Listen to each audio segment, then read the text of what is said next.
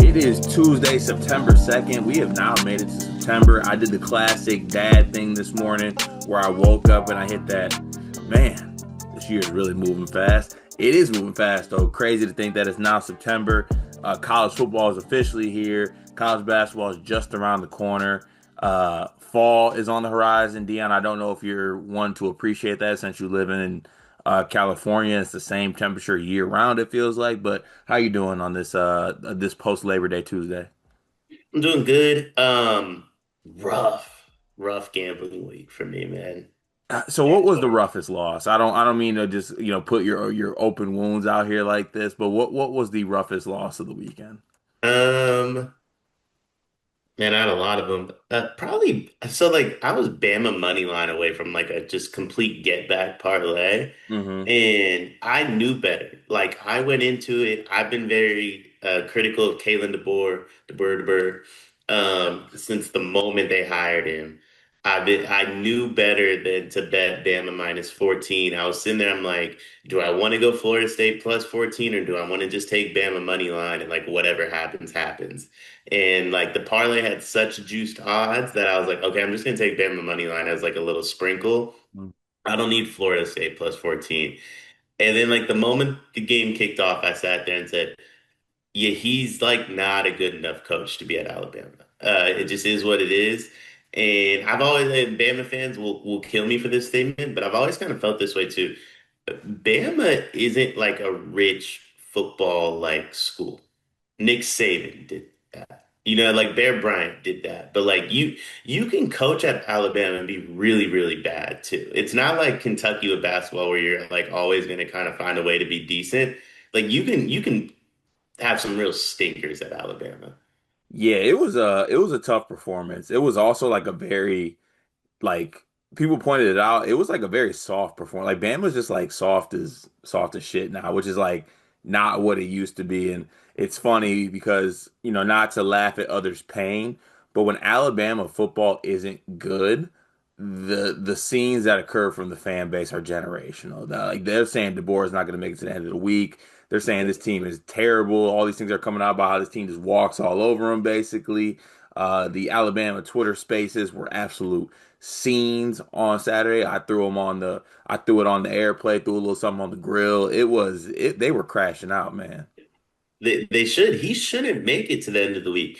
Cart, how many losses against Power Five teams did Nick Saban have across like 10 years? Something probably stupid like six. There's no way this is the what the stat was, actually. I'm gonna should I just keep going with it? Yeah, keep going with it. Why not? So I know the numbers are correct. I believe the number's four. No, no, no. It's against non-ranked Power Five schools. Non-ranked Power Five school. That makes Nick, sense. four losses. Kalen has four already. And this is year what? This, literally Two? first game of year two. That's that's not gonna get it done. Not for Bama football fans. Not in any regards. But what I guess obviously tough betting weekend for the first college football weekend. What do you take away from this? What's your one takeaway from the first weekend? Um, Bad quarterbacks, man. And unfortunately, football is so different than basketball to me, and it's very bizarre. Basketball, you can like stink in college, and I'm just sitting there like, he's 19. Maybe he didn't care. Maybe like the spacing on the court wasn't good enough. He needs to get up and down and run. Andrew Wiggins, right? You'll be fine. Ben Simmons, even to an extent, like you'll be fine. Um, Hell, Anthony Edwards, right? Like he had some moments at Georgia, but he wasn't like exactly breaking down anyone's door to be the next great NBA player. But um, I would say football, you can tell in college how good they'll be in the NFL. Like there's some guys that develop like a Josh Allen, but Anthony Richardson couldn't hit the ocean at Florida, still can't. Like still can't. Still can't. Still bad. Joe Burrow, greatest quarterback in the last decade. Still one of the best quarterbacks of the last decade. You know what I mean? Like you can tell in college who's going to be good in the NFL. And boy, did this quarterback class just throw up an absolute stinker. All across the board. Like honestly, the most impressive quarterback performances that I can think of one that true freshman at Cal Yeah. is special. Like I we got to bet on Cal. He's nice. I think he's like a transfer from Oregon, and he's got a very tough name to pronounce. I'm not gonna butcher it. So he was he committed to Oregon. I want to say he's like a fringe 5 star, like high Uh, 4 star guy, and then decommitted and went to Cal. And what's cool about it is he's at Cal. What stinks about it is like I already know that portal's gonna hit like crazy in a few months for him. Dog, he's nice. He's He's super, super nice. Yeah, he's gonna get somewhere, end up crazy. Yeah, Arch stunk it up. You know, Nico stunk it up. That whole like top quarterback class. Bryce was good. Michigan's got one with Bryce. He's gonna be special. I think So Ohio State has one, by the way. you feel good about Julian saying? So he didn't do a ton. I'm not gonna lie. Like if you look at the box score, he didn't do a ton. Ohio State didn't score a lot, but like what Adrian Peterson when he throw that ball, like When he threw that ball, when he ran that bro, ball. when the ball comes out of his hands, it is special. So like I feel like they just like got some kinks to work out. You know, maybe he doesn't maybe he's not making like the right reads and not getting to his progressions quick enough. But I mean, man, when he throws that football, like it has zip on it. It's a perfect spiral. It just looks really nice. Yeah, it's an interesting year for quarterbacks. Obviously, like we saw Mendoza as the projected number one pick. That'd be crazy to me. Like Cade Klubnik at two, that guy is not good. Honestly, I like Nussmeier. I think he's good as long as he takes care of the ball. He just like last year he threw like 13 picks. That's crazy. But if he takes care of the ball, like that one touchdown that got taken away, that ball was crazy. So was the catch. I like Nussmeier a lot. Technically, Arch can go, right? Arch and Nico and all them. I think so, but boy, that boy Arch need to bounce back. That I that was bad, dog. I knew after the first pass, like, unfortunately, I don't think this kid's good. You think so? Like, I guess you got to pick one way or the other. You think that was like some a one-off, just tough one, or you think like that he might just be overhyped? So it's tough to say because, like, again, football is very weird in comparison to basketball, right? Like basketball, you go to these prep schools, like AJ plays against Darren, Cam, like you play everybody, right? Like Mhm. football, you really could play nobody in high school, man. Like you can go 4 years and you play like less than a handful of Division I recruits, right? Like you don't have to play against everybody in football. And I mean, I was a fan of Arch just because like he's a Manning, right? And you want the Manning, like it's more fun when the Mannings are good. And then when he didn't transfer his sophomore year, that was a red flag for me.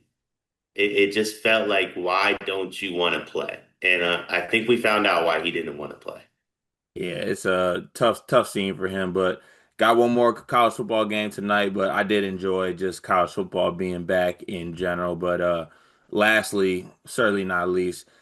That Ohio State Texas game was a letdown though. Like the first one, like all the hype leading up into that for it to just be like this 14-7 game. Like I respect the defenses, but I don't know. I just expected to see something special from both sides. I feel like the two special talked about people in that game. You didn't get anything from Arch till late, and then Jeremiah Smith was just dropping balls. Like God, it just tough, tough, tough scene for college football early, but still a lot of season to go. And once again, Ryan Day and Ohio State are just beating college football teams like they always do, unless it's Michigan coming in.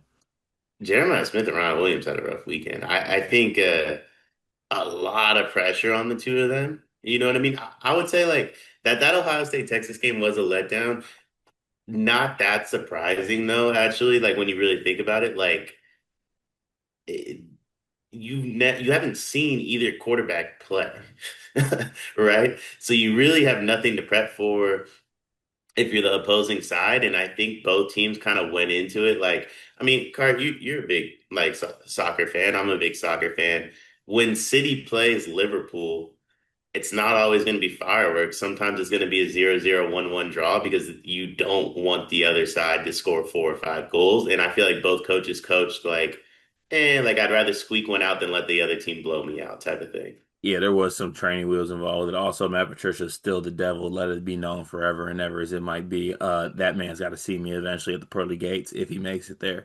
Should we get to the YouTube comment of the day, Dion? It is from Spirit Animal Daniels. It's on our first look Caden Boozer video. He says Caden is the second best player on this team, and it's not close. And I want to say, if that's true, Duke is not very good, which is why it's not true. And that's not a shot Which, at Caden. which, as the brother who spoke, like, you gonna tell him why it's not true? Yeah, it's just not true. Which that's not a shot at Caden Boozer, by the way. It's just like if the second best player on your team is like is what was Caden like a third, 20s, 30s rated recruit? Yeah, I think something like that. Yeah. Something like that when you have like five top 10 guys. Not to mention you return a few like top 10, top 15 guys. Like it's just not true. It's just not true. And that's not a shot at Caden, but it's not true. Yeah, the reason why you should be high on Duke is because Caden Boozer's like the sixth guy on the team. That's why they're so good because you got the Dame Sars and the Cam Boozers of the world, and even guys like I say Evans are big. Like there's other guys on the team that can produce where you really don't want. It's the classic basketball thing. If Caden Boozer is the second best player on your team, you're not going to be as good as if Caden Boozer's like the fifth best player on your team, something like that. Right. That's all that is. Shout out to the YouTube community, by the way, for sticking with us. We got a real, like, the season is approaching very, very quickly. And obviously, we talk about a lot of stuff during the off season, but uh, never say it on here. But appreciate everyone tapping into the channel during the off season. I know there's a lot of movement, but there is time during the off season for people to take a step back and not rock with sleepers. But y'all stay strong, and the season's approaching quickly, so can't wait to get to that. Shout out to the community. Speaking of the community, let's get to the Discord community. Discord is $9.99 a month. Join in the link on the description of our Twitter page. Like I said, $9.99 a month. Join on your phone too to avoid any fees with that. If you've ever thought to yourself, what's a great way to support Sleepers Media? Join the Discord is one of the best ways to do so. We got team specific channels in there. We got, all types of channels for everybody. A little something for everybody, I must say, in here. Really good community that we're forming. And like I always say, join, chill out that $9.99 a month. If you don't like it, we'll catch you on the flip side, I guess. But I guarantee you that I think you're gonna like it. And part of being in there is you get your comments read every single day on the show. We are gonna start today with War Chant, who says Parsons got paid. Wow. What do you guys think of the deal? Um, I'm gonna be honest. No one's gonna like this take. I don't love it. Straight up. Like I think the Packers went all in for 1 year, which hey, I mean I think they're probably the favorites in the NFC. Them or the Eagles at the moment. They're like 1A, 1B, but I don't know. My first thought was I hope Nick Bosa doesn't want this much. I mean, look, I think it's one of the things people ask me about it. That's a lot of money for a non-quarterback. Yeah. But here's the thing. If you win a Super Bowl, it doesn't matter. Right. You do not care, right? So if it ends up being that, and this is the Packers to me saying like, all right, like we believe that we got it. Like we believe Jordan Love is one of them ones. We believe that this team is good enough to do so. We're gonna go ahead and go all in right here and do this and pay this money. And like I said, you win a Super Bowl, who cares? It could be 90 million guaranteed. It don't matter. You want a Super Bowl. Now, if you don't, now you might be cooking your franchise. That's the only thing. You know what I'm saying? But I guess I can't get mad at a rock or at a franchise for going all in. I would just be hesitant of it and believing that they have a Super Bowl roster. Because I don't know. Like they do have a good roster. Is it Super Bowl worthy? I Remain to be seen. I heard comparisons to what year did the Bears trade for Khalil Mack? Is that 2017? Something like that, yeah. A lot of comparisons to that roster. I think the Packers are better. I think Jordan Love is better than Mitchell Trubisky. Breaking news. It's Uh, but like, how good is Jordan Love?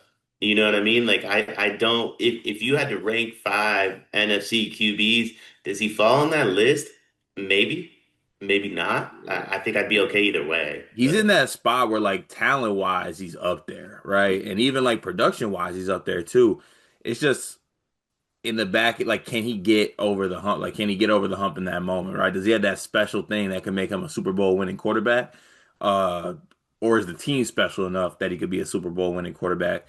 I just guess that's remaining to be seen. But like I said, you win a Super Bowl, you don't matter. It's like it's not on this level, but the Rams went all the way yeah, in. Like they paid Von Miller, they paid OBJ, they paid all these guys, Stafford, like you know what I'm saying? They went all in on paying all these dudes.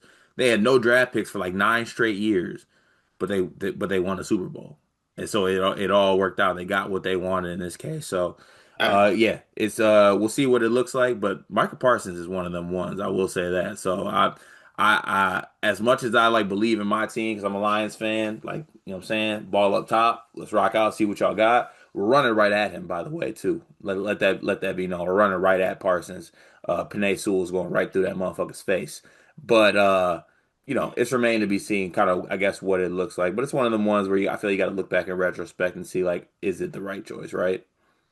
for what it's worth, it's the same as like you hit the nail on the head. It's the same as the Rams, right? And the Rams, if you really look at it, they had 1 year to do it, and then they've been battling salary cap issues for the last like two or three. Mm. And this is really the first year where they can like kind of run it back. Like you're able to build a full roster, not with sixth and seventh round picks. And the Rams are kind of scary again, which is crazy, but like. I don't know. It's a 1 year window. I think you have to do it because they didn't really trade anything.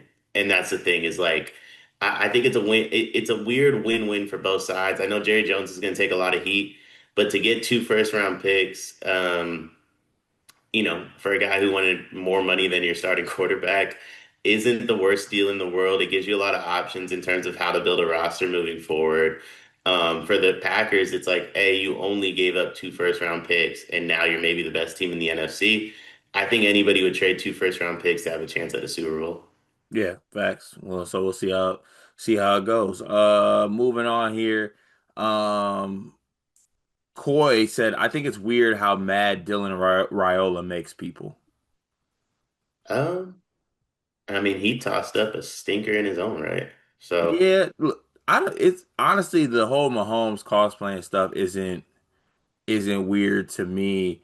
I get more mad at like I couldn't even listen to the broadcast because like anything Dylan Ryola did, like they're showing Mahomes, like they everything that they were doing, like they were just basically just spamming it, and I'm just like like I'd rather just let this dude just kind of rock on. Ryola, he was okay. He had moments, but he also like I don't know. Once again, he goes into that group of like quarterbacks. It's like, what is this quarterback draft really?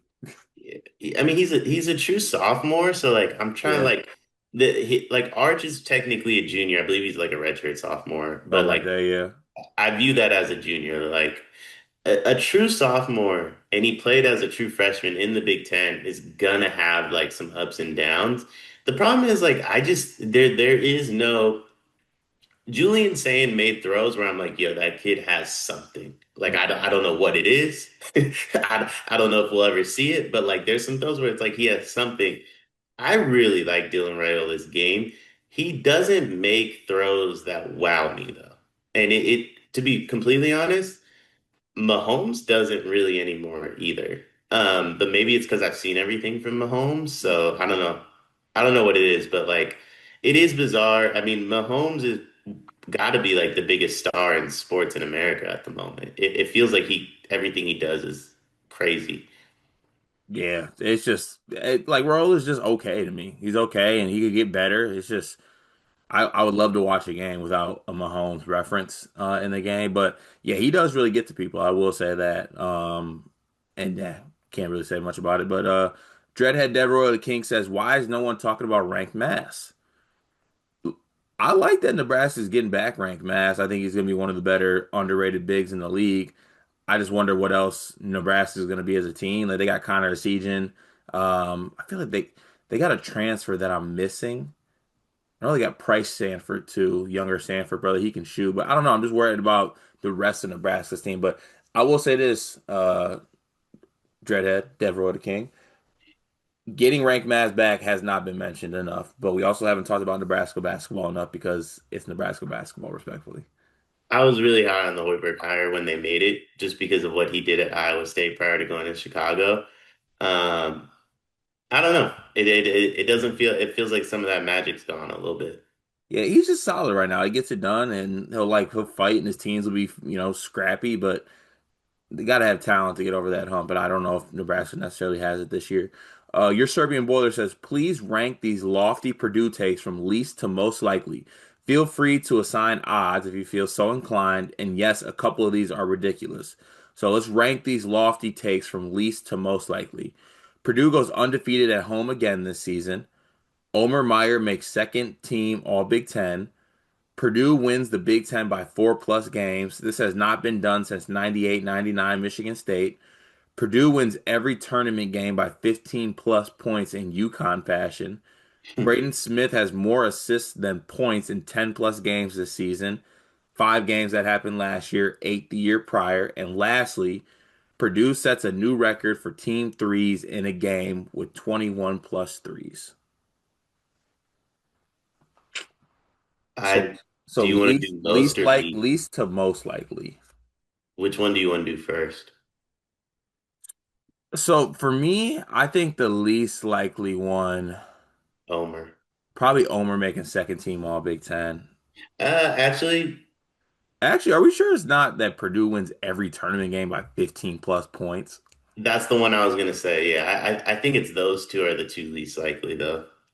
All right, so we're gonna go Purdue wins by 15 as least likely.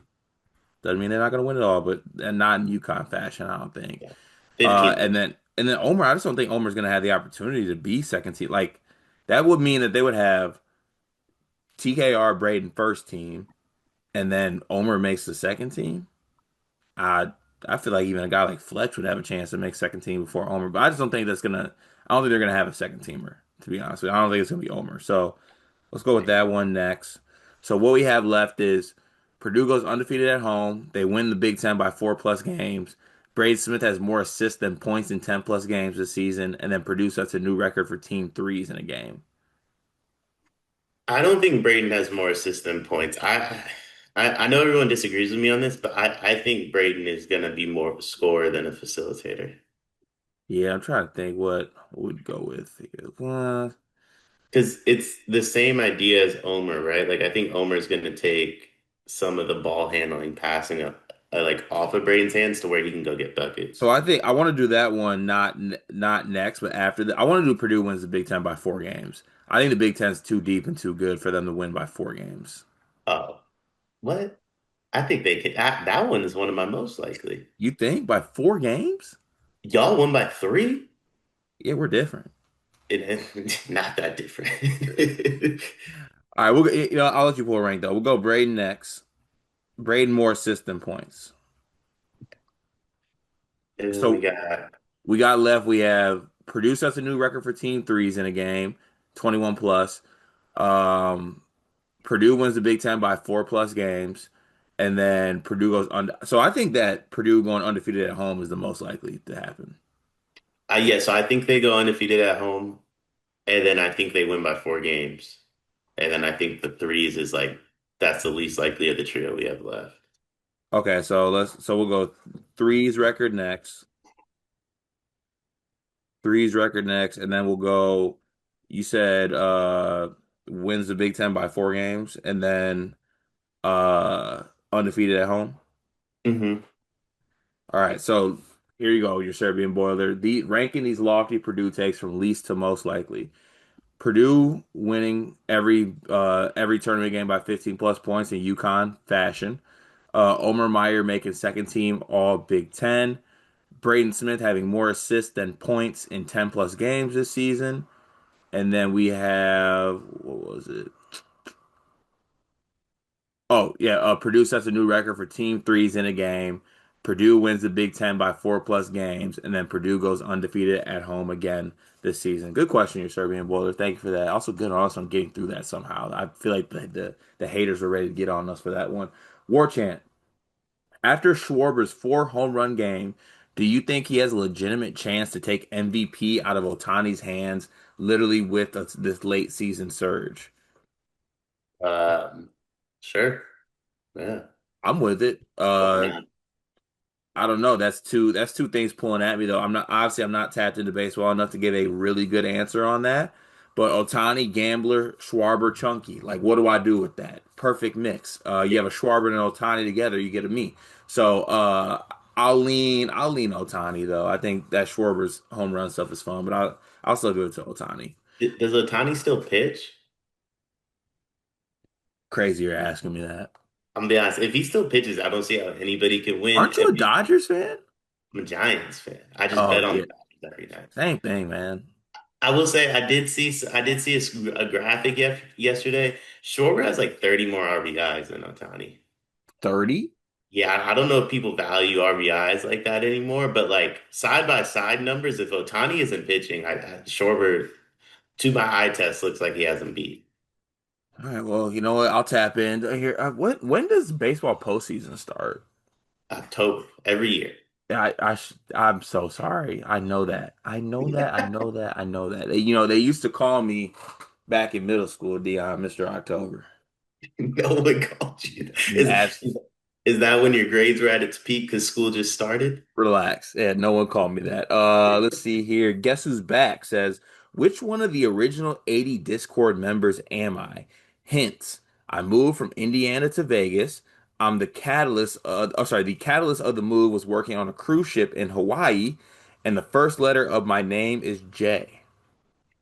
How you moved from Indiana to Vegas to work in Hawaii, Maybe the cruise ship go the crew the catalyst of the move was I was working on a cruise ship in Hawaii. but you had to move to Vegas. So I thought there was one Illinois fan who actually like worked as a bartender on a cruise. But this seems like this is a Purdue fan. I'm just stuck on he had to move to Vegas to work in Hawaii. That's never going to make sense to me. I need a further explanation. Which one of the original 80 Discord members am I? The first letter of my name starts with a J. I don't know. If you can make yourself known, then honestly, I feel like Greg would know that, but he's not here today. Smiley says, just got done with my fantasy draft. I got an A plus rate or an A rating, projected to finish tied third with an 8-6 record. For the 10th pick, I will live with that. Eight You're and gonna six. finish last. Projections are lies. I played a lot of fantasy unwillingly. I get forced into it. I got a fantasy draft Wednesday at 8. I'm pissed about it. I'm always projected to be good. Never am. Never am. 8 and 6 for third place feels crazy. Yeah, your league stinks. Yeah, 8-6 is that's wild. insane. Um, War Chant, big weekend for the ACC despite the Clemson loss. ACC vibes now up to UNC. Yeah, ACC had a good showing. ACC did have a pretty good showing. Shout out to the ACC, the Ass Coastal Conference, as I refer to them in basketball sometimes. Last one of the day, the Pat Signal. 9 weeks until college basketball. What are some of your college basketball icks? Could be play style, soft non-conference, Corey Alexander's voice, Mark Pope's Letterman jacket, etc. Let's get through these 9 weeks, fellas. How many can I say? What's my cap here? You can say as many as you want. I'll stick to like three. I think one of my biggest icks, and it was after watching Gus Johnson on the call for Texas Ohio State, is actually Gus Johnson on basketball calls now. He is great. Um, he was a lot better in that football game than he is for like the Big East, like a lot better. Um, I mean, play style is a massive one. I know like we all love college basketball, but there's some like where you when they just stand at half court for 30 seconds, like I'm not trying to watch that shot clock run all the way down. The beauty of basketball is the intensity and the pace of it sometimes, and I think there's just some teams that can completely take it out of it. Um, I don't know. This is also one of my favorite things about college basketball, but like it's right about now where it starts to become an ick, the transfer portal, because now I have to figure out what team everybody's on. They did a who he played for segment on College Game Day. That's kind of the world that we live in. I could do a whole hour episode of my basketball icks of college basketball. I'll say the one that came to my mind first that's sticking out to me right now. Coaches who do the whole like I'm starting a guy thing, but the starter only plays 5 minutes. Just don't start him. Just start somebody else. The coaches that overthink starting lineups when like they just don't like. I mean, you think the last year at Michigan State. Simone Zapala started for most of the year. He would play like 3 minutes or 5 minutes. Like, just don't start him, don't play him. Just start your guys, man. Start your best guys. The coach is overthinking it is my biggest college basketball ick currently, and also reviews. I can't stand them. Hopefully, it gets better this year. But like us going to the monitor for everything is just the most annoying thing of all time. I really can't take it. Did they fix that in the offseason? I thought I saw. Supposedly they did, but we'll see if it actually comes to fruition. I've heard a lot of like it's going to happen, but we'll actually see if it is made to come true. I want it on like record. The beauty of basketball is the pace and the tempo. And regardless of level, when you take that out of the game, boy, does it stink. Like, and like that, I mean, there's some NBA reviews where you get like three timeouts because it takes them so long. They're standing at that monitor. So it's like, I don't know. I think I would rather.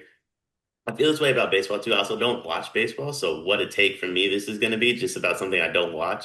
But I don't mind when the umpires miss calls. I feel like that's part of the game. I don't mind when the refs miss calls in basketball because it's the pace and the tempo that I'm there to watch. Human error has been a part of sports for since it started, and I feel like us trying to take it out of it is a little much. Yeah, facts. I feel you on that 100%. That does it for the Discord comments today. Everyone, please join the Discord. We are brought to you by no one currently, but hopefully we're brought to you by somebody soon. We're brought to you by the fact that Dion has changed up his Red Bull flavor. Can I get a comment on that? Yeah, Sea Blue Edition. Not rocking with it. Not, well, it's maybe because you're. So I'm taking this as you're not a Kentucky guy. Juneberry, Sea Blue. That's probably after BYU. I'm thinking Debanza Blue. Wednesday did Vanessa posting a new YouTube video. He tweeted the other day. Did you see by the way, did you see the BYU mascot diving into like a miniature swimming pool after like every touchdown? No, that's a I have thing. no idea how he doesn't have a concussion, but it was insane to watch. My dog Cosmo gets loose every single time. Without further ado, though, let's get to the show. First topic of the day, Dion. Obviously, the college basketball transfer portal is something that is immensely a part of the game. And there are, the transfers that are like the Donovan Dents, the Bennett Sturtzes of the world, these high end kind of transfers. And what I want to do is I want to talk about five college basketball transfers who stood out in this summer, or we think that can basically overperform in our eyes kind of where they were at. So this could be guys that aren't being talked about enough. This could be guys that, maybe we talk about a little bit, but aren't getting the shine of some of these other guys. But the reason I bring this up is because TJ Moore, our good friend over at The Athletic, did an article on this, mentioned players like Ade Mara, Kevin Overton. Was another one of the players he mentioned, Nigel Pack and Darion Reed. So I just want to talk about some of maybe the underrated guys that are going to be added in this transfer portal class, and I want to come up with five collectively that we think could kind of outperform, I guess, the hype that's around them. Sound good? Yeah, it sounds good to me. I'm assuming we can't use the ones he came up with. No, let's try to go away from the ones that he went with. Okay. So Um, obviously want to leave out, the Yaxels, the Donovan Dents of the world. You can go with whatever ratings you want. I could also just kind of be the end all be all if I'll allow that to be a person who's considered underrated. But um, I just want to let it be known too, as a Michigan State fan, Caleb Glenn would have made this list if not injured. Just let that be known. what about Trey Ford? No, honestly, the first one I was gonna name is Malik Renew. Malik Reneau. Oh, at Malik Reneau at Miami. Yeah, I feel like he's Miami's best player. Maybe Miami stinks. I don't know, but like I feel like I think he's gonna have a pretty good year, and no one's really talking about him. He was ranked 48th according to 24/7. He's better than that. Yeah, I think he should be a guy that probably, it. I think a lot of it, depending on him though, is like how if he's able to kind of shake what I think was his downfall at Indiana. He was just kind of a player who had a bad stigma associated with him, losing basketball, kind of bad habits. Like, is Miami the spot that fixes that? If it does get fixed, I will say it'd be a big up and positive for Jay Lucas as a coach. Well, I feel like expectations are lower, right? So it's like one of those things where like I do think he has the stigma about winning, but at Indiana, it's not enough just to win. Like you have to put banners up on the wall the way both Michigan schools did this year. And so I mean, I don't know. I think at Miami, if they can go out there and just make the tournament, that's enough for them. Yeah, that's definitely fair to say. So I want to put Mackenzie Mbako on this list. He's 65th according to 24/7 Sports. Does that count as someone who's not being talked about enough? I'm good with that, but I think we're gonna have to choose players that didn't go to Indiana last That's year. very true. I only want one Indiana player on here, so I'm gonna move away from him on that one. You know what? I am gonna do Trey Fort. I want some Trey Fort representation here. Trey Fort has been talked about as a guy who has been shooting the ball extremely well. He's 6'4". the athleticism too, I feel like is a little bit underrated with him. He was jumping out the gym on that vertical test. I think he's a player even in Moneyball. Obviously, a joke of a kind of competition. I think at times in that, but I think the athleticism is there. There's a clear role for him next to Jeremy Fears. I think Trey Ford could possibly lead Michigan State in scoring. Whoa. Yeah, Even with Cohen on the team? even with Cohen on the team. I don't know about that, but that feels insane. But I do definitely think he's being underrated, though. Like, I don't think he's getting enough credit. It's probably a lot to do with the Caleb Glenn injury, where no one was expecting Ford to kind of play the role that he's now thrust into playing. Yeah, that's facts. Another name I want to throw out here. I want to know if this makes it or not. Does Doug McDaniel make the list? He's certainly not being spoken about. That's But is he not being spoken about for good reason? I definitely think he's certainly not being spoken about. I think Doug could make I'm a fan of Doug McDaniel's game, but things just seem to go wrong wherever he goes, though.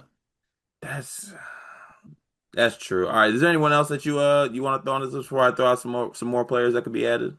Um, yeah, I mean Jonathan Powell for North Carolina. I like that shot.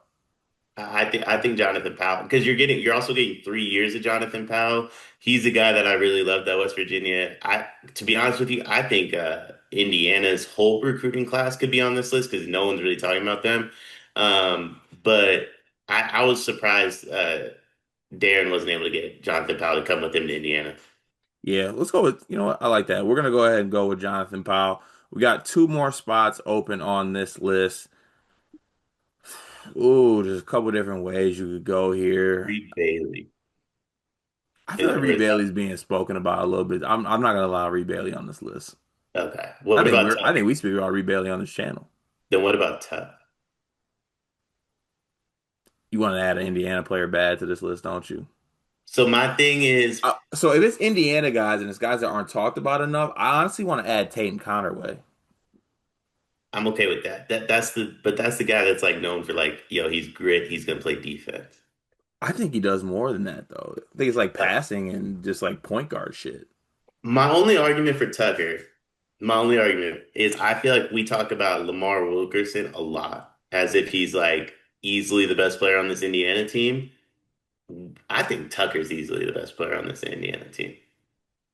All right, let's go with Tucker DeVries. Maybe someone that's not being talked about enough. All right, last spot here.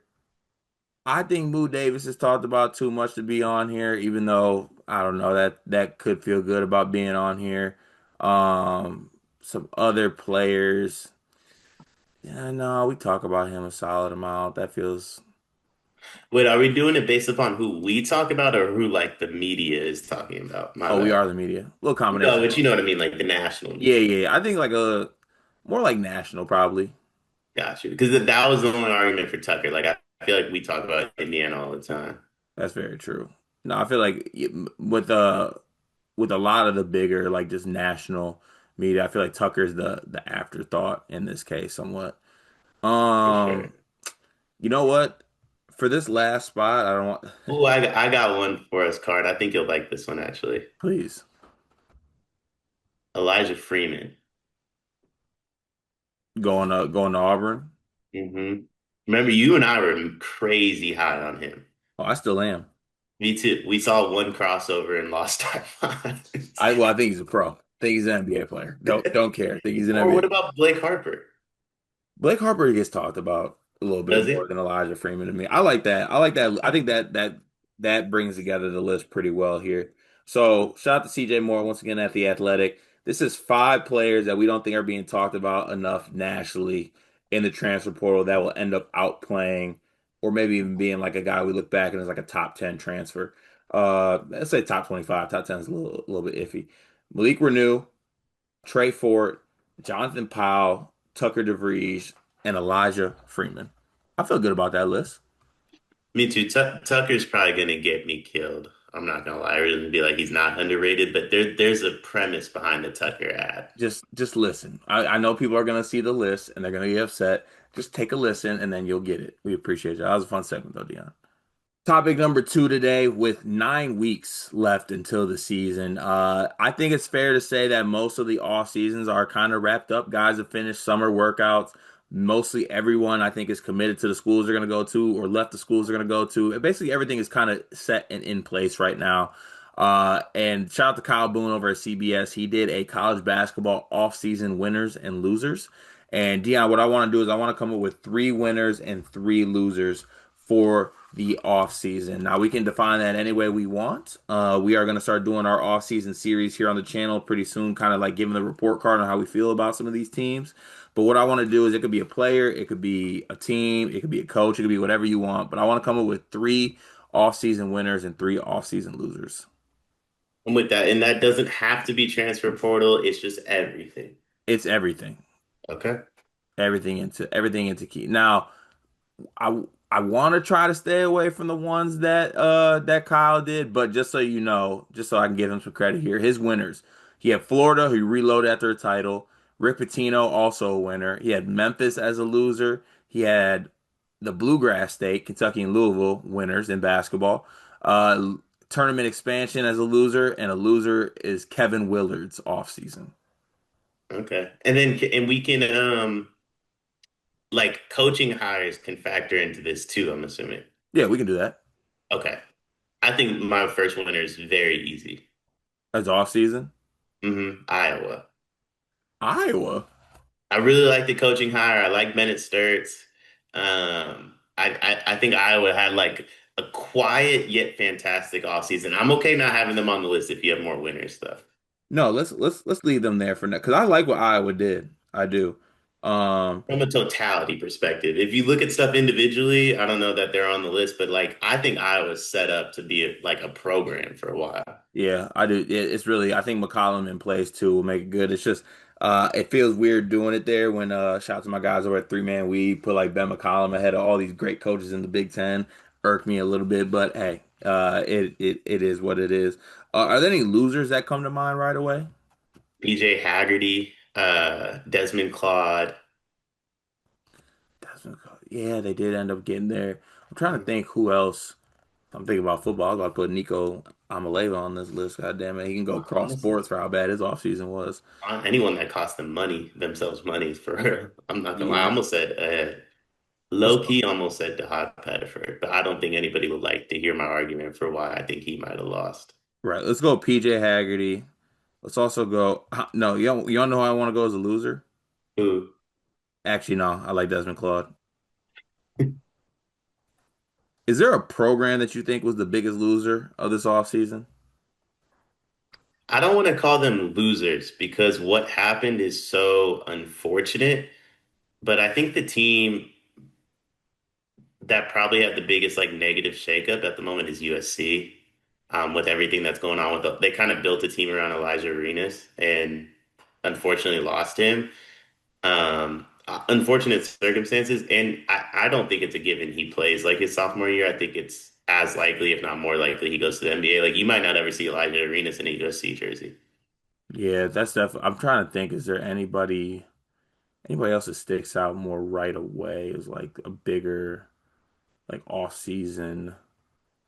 I mean, they did good things. Illinois did good things. It's hard to pick like a top 25 team that you think That did. didn't do anything. Honestly, because I want everything to stay the same. I am picking Villanova and Willard. I'm sorry. Well, what about Michigan State? Relax on us, man. We're good. But not for. I'm talking about like for similar reasons as USC, right? Like with the Caleb Glenn injury. Like I don't think that's like loser's the wrong word, but it feels disappointing compared to where they should have been. You know? Hey, we did exactly what we wanted to do. We got our guys. We honed in on who we wanted. I think you got to say we did just fine, my friend. We did just fine. Um, let's go. Let's switch to winners before we do one more loser. How about that? Michigan. I don't want to do it all Big Ten, but Michigan does have to be on here. Like Easy. they got the most expensive player in the portal. They, you know, they were able to add some other pieces around them. They keep Dusty too from a lot of the offseason, like maybe like go to Indiana hype as well.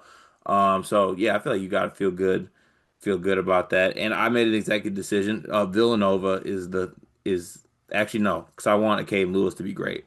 Kevin Willard. Okay, but why is Kevin Willard a loser though? Didn't he get more money to leave? Yeah, but his offseason's been terrible.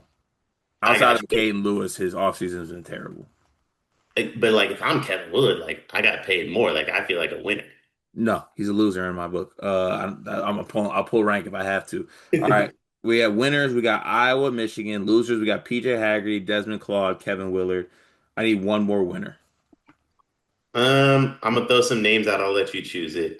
For what it's worth, I do not believe Florida won a thing this offseason, and I want that on record. Like they're closer to my losers than Nah, they the are. Gator boys stay hot. They definitely won. Xavier Lee, I cannot wait for him to actually have to play basketball. I really can't wait for that. Brother, I will be there. I will be there. I have front row, on my couch. But anyway, uh, Kentucky, I think had a great offseason. Hubert Davis, I think deserves to be on this list for a variety of reasons. He kind of went into it. First off, he had a sneaky good transfer class, Mhm. for one. He was able to get Caleb Wilson. He got his own extension to 2030. He got one of his guys drafted top 25, I believe it was. And then he lost Ian Jackson to St. John's, but Ian Jackson still has a lot of hype around him. So I feel like he kind of checked every box. Um, Hubert, I guess you could say St. John's, Kentucky.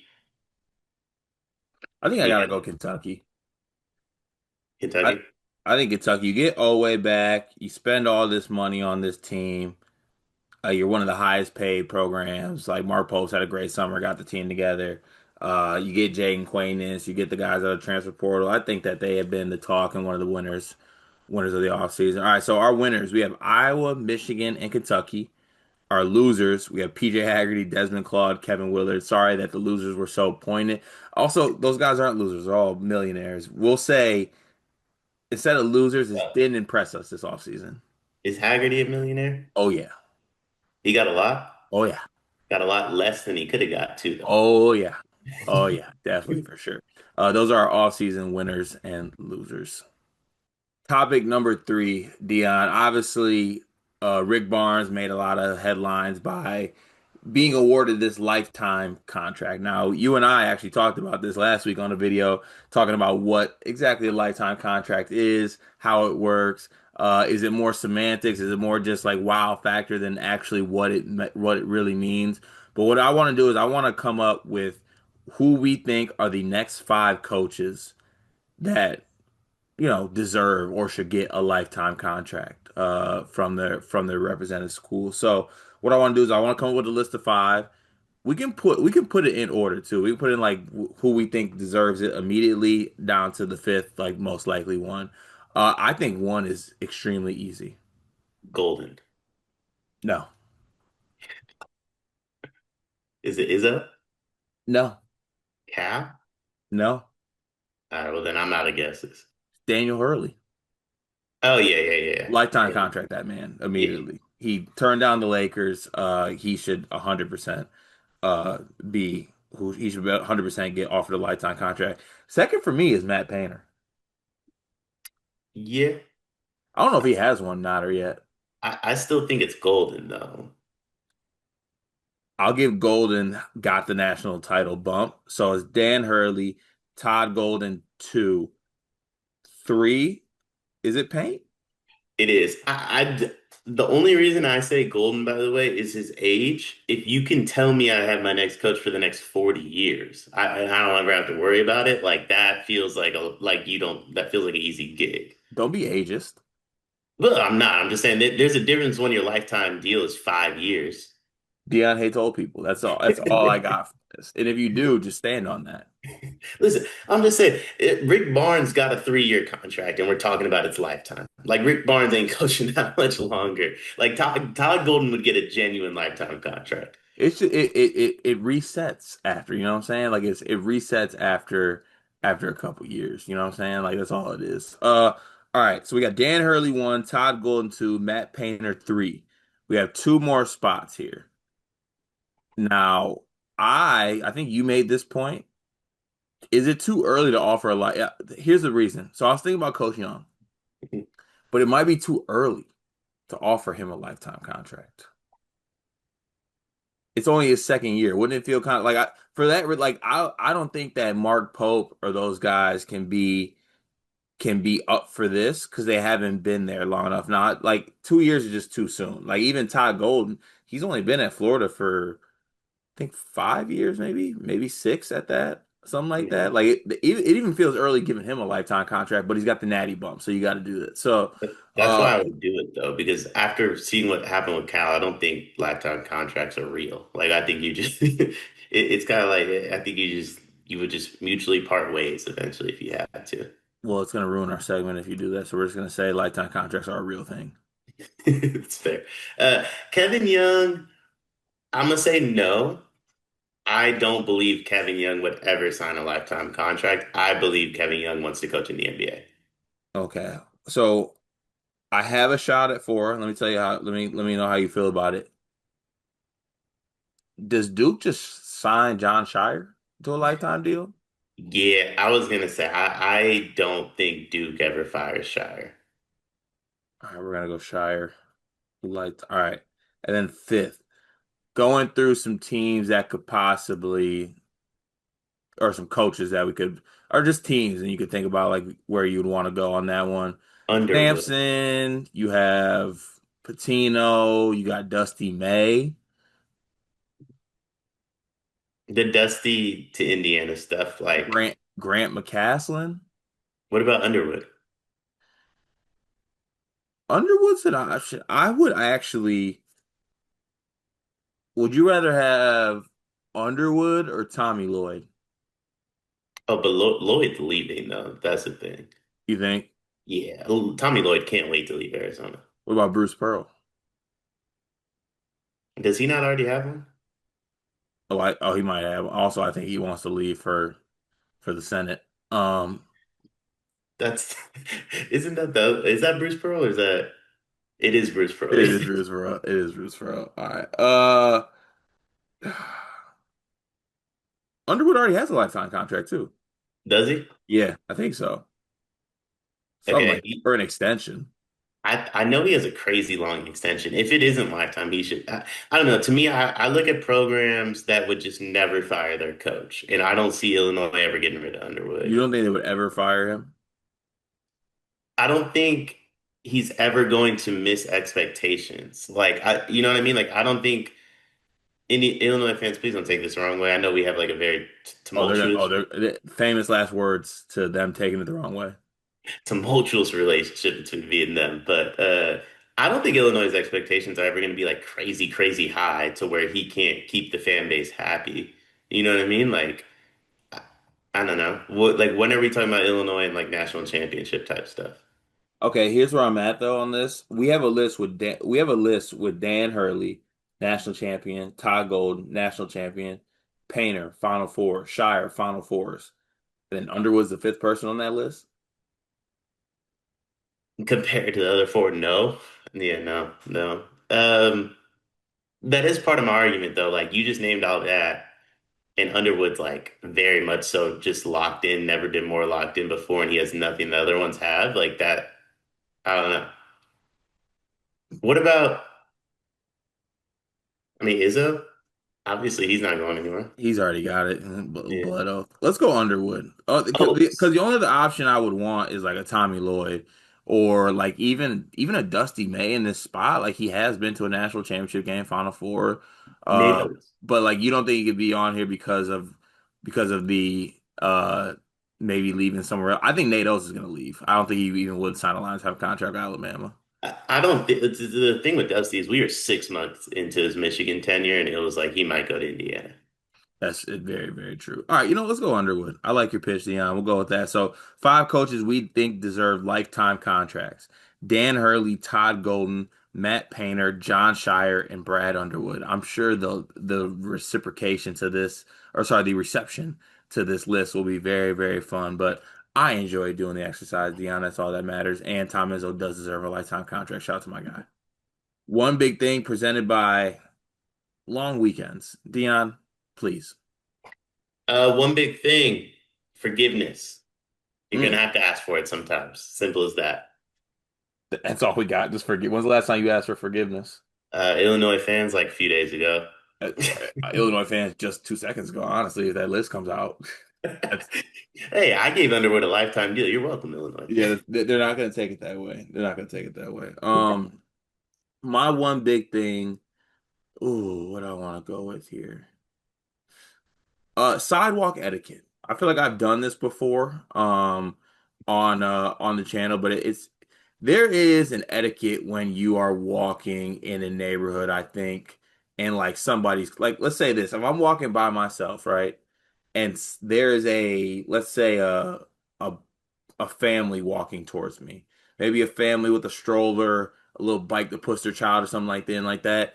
I'm gonna move it to the street or go to the other side of the street when that family goes past to make it easy for them because they are at a disadvantage to what I am at and what I'm working with. I Okay. feel like people need to have more awareness on sidewalks. Like if we're going dog to dog and we're about to cross, maybe just I'm going in the street. You know what I'm saying? Like I'm not just going dog past dog. I just think there needs to be a little bit of etiquette and awareness when talking about walking.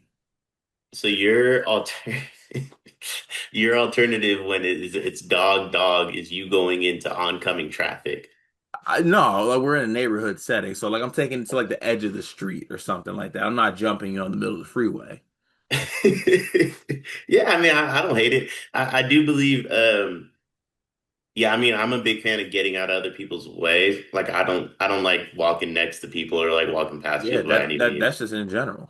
Yeah, like just get out the way and Yeah, let's just keep it pushing. just move. Just move. That's all that is. Shout out to everybody for tuning in. We're back to like regular schedule programming. Obviously, this we had the day off yesterday, and the episode did not come out, but we're back to regular schedule programming. Full episodes and shorts will be up on the channel. Be sure to check that out, and we will catch y'all next time.